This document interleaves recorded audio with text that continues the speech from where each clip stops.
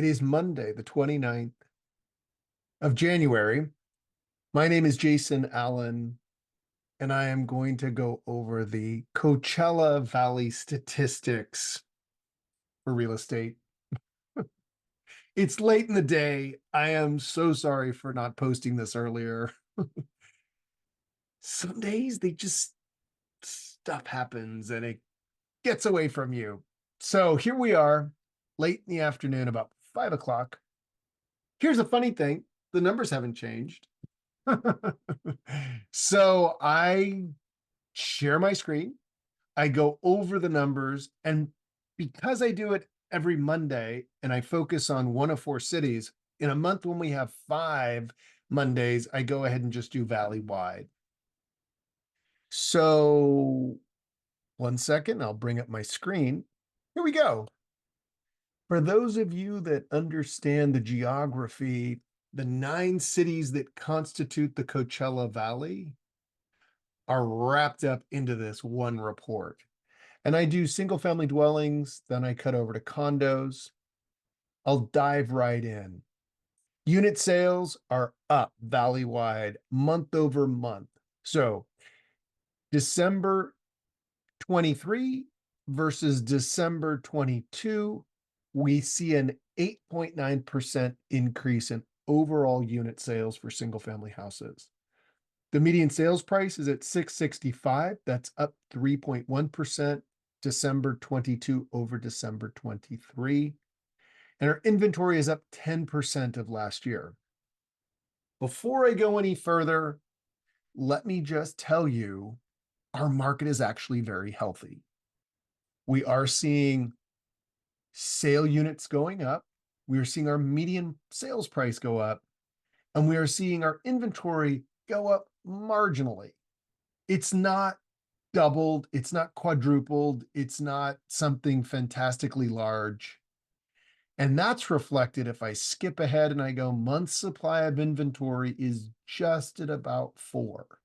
So what that means is that if we sold all of this inventory, this 1,201 houses, and we stayed at this sort of rate of 245 units a month, it would take us about 4 months of sales. And there we go.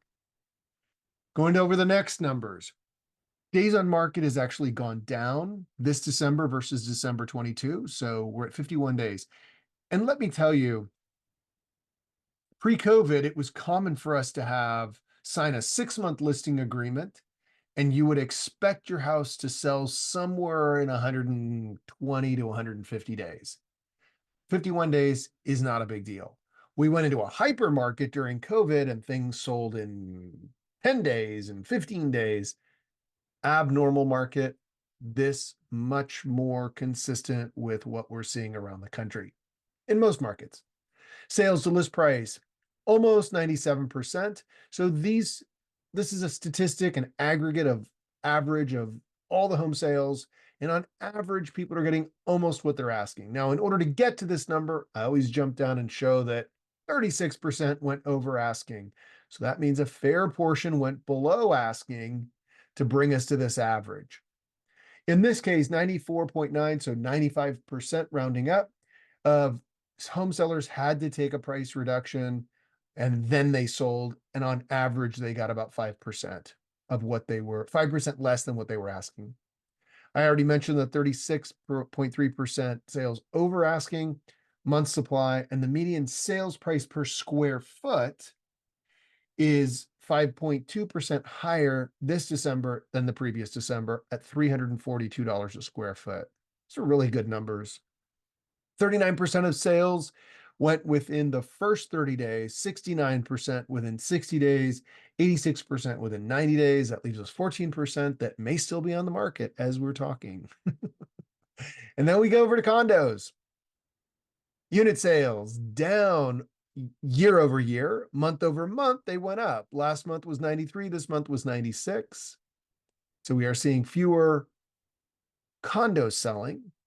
Median sales price, though, year over year is up 12.4%. Inventory is up 23%. Again, not double. And in fact, if you look at it, it's lower than it was the previous month. 60 days on market is higher than in 22. Sales to list price about 97%. Again, about a 6% if they took at least one price reduction before finally selling. And 26% of condo sales Valleywide are going above ask price. Almost 4 months supply of inventory, median sales price per square foot, a point and a half, 1.4% versus last year. 34% sold within 30 days, 60% sold within 60 days, 74% sold within 90 days.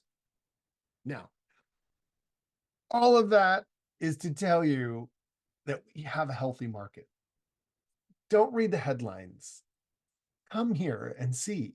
The best properties are going very quickly. Those that need work are taking longer. If you happen to be a fix-it person, now is your market. Let me jump over to the mortgage applications website. Um, I'll include this in the program notes. You can always click through to it. There's a lot of great information on Mortgage News Daily. I tend to focus on this chart, and this is the mortgage applications nationwide. And what you can see here is as interest rates go up, mortgage applications go down. They have an inverse relationship. As we've seen interest rates tick up, things get slower for mortgage applications. Now we're looking at a 10-year arc. You can see here, let me go over to the 1 year. So this is a better illustration. As interest rates go up, you see the mortgage applications go down. But now if we get in really close and you see how we had this dip and now we're doing better, you see where the dip is not quite there. Maybe this is actually they're in parallel. We may be seeing a point at which consumers are recognizing interest rates are not going to drop dramatically. And so applications are going back up. If you're thinking about buying, I know it sounds like I'm a broken record and I say this every time. If you're thinking about buying, might want to do it now. And if you're thinking of selling, you might want to wait. Unless, of course, you're in a market where there are very few or no really well done properties, in which case you may actually get more than you think. I can tell you, I'm in a condo development and we have seen some transactions for the units that are in excellent condition. Now, it's an older development, 40 years old. So those that have been renovated, updated, new systems, better finishes, that sort of thing. As always, if I can assist you, I am here. Please reach out. I enjoy having an initial conversation with everyone. And during that conversation, we can determine if we're a good fit to work together, whether you're buying or selling your home, doesn't matter. Have a great day. And maybe I should do these always at the end of the day because I'm shorter. I don't talk as much. Have a good night. Bye.